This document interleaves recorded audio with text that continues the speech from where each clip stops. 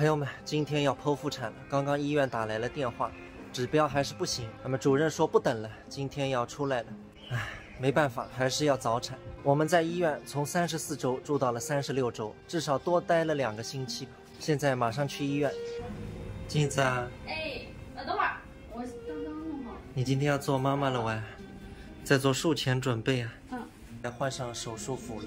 现在跟着医生去办那个医疗保险，说是那个生剖腹产可以有4000还是5000的定额。刚刚医生和我说，如果生出来是男孩子的话，娇气一点，可能还是要放保温箱；如果女孩子的话，会坚强一点，只要体重达标，能自主呼吸，那么女孩子就不用进保温箱。儿童医院那边刚刚已经联系了新生儿转院，做好准备。现在医生给了我一张单子，说要去买什么静脉曲张袜，是生好孩子马上要穿的。袜子买好了，现在的医疗器械都不便宜，这样一个袜子318。主任蛮好的，他让我现在先去办出院手续，之前住院半个多月走医疗保险，然后再办住院，住院就可以走那个生育保险。排队。我今天基本上一天是没得吃东西了。其实你看的那个窗边的早饭，要饿晕了啊！现在在我面前就是绝世美味。你早上 B 超要空腹，然后现在等剖腹产。对，剖腹产完了之后还有6个小时进食。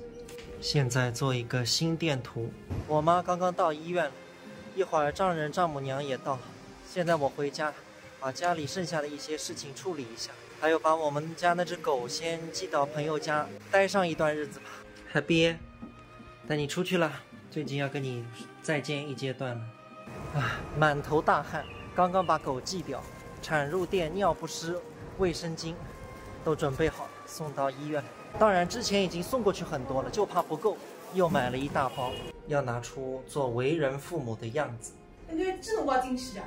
不知道什么时候进去，现在在排队手术，前面一个还没结束。我只希望小孩健健康康，长大了结婚有个家庭，过普通老百姓的日子就行了。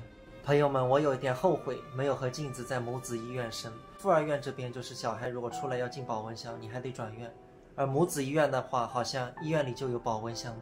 而且现在苏州的这个儿童医院在中南街这里，离妇儿院有20多公里。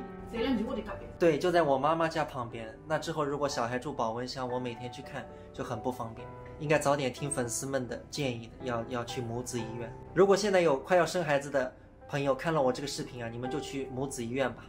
要去了，镜子，祝顺利啊！好的，祝顺利，祝顺利。我本来就胆子小，我是紧张的不得了，只是希望妈妈和孩子平安，这是最重要的，男孩女孩不重要。你躺在这床上感觉不一样的。有点紧张了是吧？穿垫子，我刚刚甩在床上。垫子在这里，垫子在这里。加油啊，镜子！加